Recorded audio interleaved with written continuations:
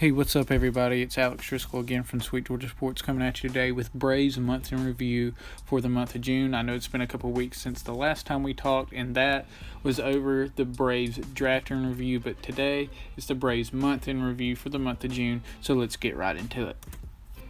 Starting off with the record, overall at the time of this recording on July 1st, the Braves are 38-41, and they're sitting at second in the NL East. For the month of June, they were 16-12. They had a very, very solid month. To start off the month, they won a series against the Reds, then split with the Phillies, and then lost a series against the Mets when the bats went insanely cold. Run support was not there at all that weekend in that 4-game set against the Mets. After that series in which the Braves lost against the Mets, they rolled off 4 straight series wins, and then we laid an egg in San Diego. But Fulte last night, he almost had a no-hitter, but the Braves still won and ended on a high note, 3-1 over the Oakland A's. So moving on for the record overall and for the month of June, we're going to go into this month's MVP. Matt Adams is this month's MVP. He batted .316, had an on-base percentage of .377, a slugging percentage of .657, had 10 home runs and 25 RBIs. Matt Adams is by far this month's MVP, as he was one of the hottest players in Major League Baseball just in general.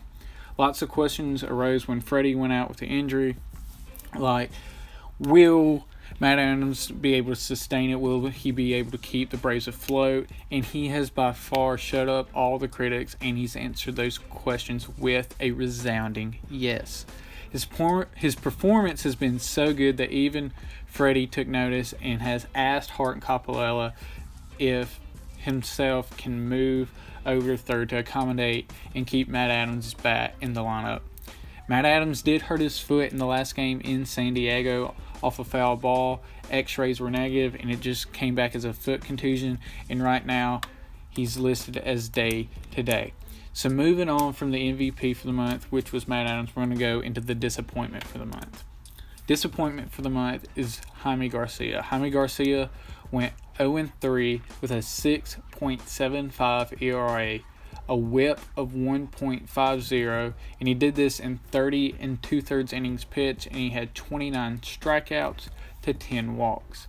After being last month's X Factor, Jaime Garcia had a very disappointing June. He went winless and then gave up a team-leading 36 hits. I know his philosophy is to pitch down in the zone and do ground balls and eat innings, and he's done that for the most part this year. But in the month of June, it was just hard contact, and that's why he gave up a lot of earned runs and went 0-3 in the month of June. His first 2 months were very good, but now he's squandered off a bit. He was looking like a very valuable trade piece coming into the summer, but now he'll have to have a stellar July for the Braves to get any solid value if the front office does end up trading Garcia. And stay tuned for a trade deadline video coming up in the next couple weeks, where me and a surprise guest, I'm not gonna say who it is, we'll discuss trade rumors and who the Braves could get and who the Braves will probably deal away. No, getting off topic a little bit right there, but going back to reiterate, Jaime Garcia was this month's disappointment. Moving on from Jaime Garcia's the disappointment for the month of June, we're going to go to the X Factor, and the X Factor for this month was none other than Johan Camargo. Johan Camargo in the month of June batted .313, had an all-base percentage of .338, had a slugging percentage of .463, didn't have any home runs, but that's not really his style of play. But he did have 11 RBIs, and I think in around 67 at-bats or so, he only struck out 13 times, which was like second best on the team or so.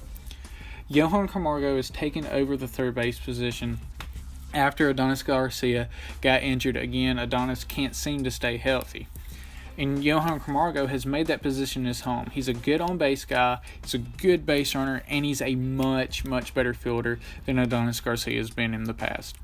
We all know that Freddie is moving to third base in the month of July coming up, but look for Camargo going into July to be the infield utility guy when called upon and going further into that infield utility guy, I think Jace Peterson's probably going to get sent down to AAA again once Freddie Freeman gets back. I know it's kind of sad to see that and say that, but I think that's just the reality of it, and sometimes that's baseball. I kind of got off topic again. It's kind of a trademark of me, but reiterating the fact that Johan Camargo is this month's X Factor. Moving on from the X Factor, we're going to go to the word of the month for the month,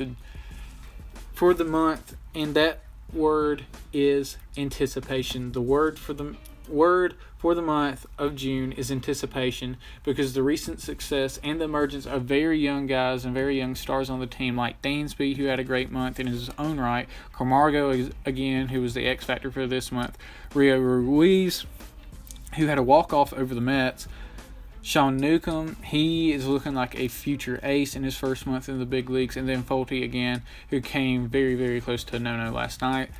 That has Braves fans anticipating the future of what the kids can do and how we're going to look in around 2 to 4 years, and it's looking very, very good. Furthermore, Braves country, we're like little kids on Christmas Eve right now as we're anticipating Freddie coming back and manning third base. I, for one, can't wait to see how Freddie does over at the hot corner, as July should be a very fun month indeed. And moving on and going forward into the month of July, we're going to talk about that a bit more.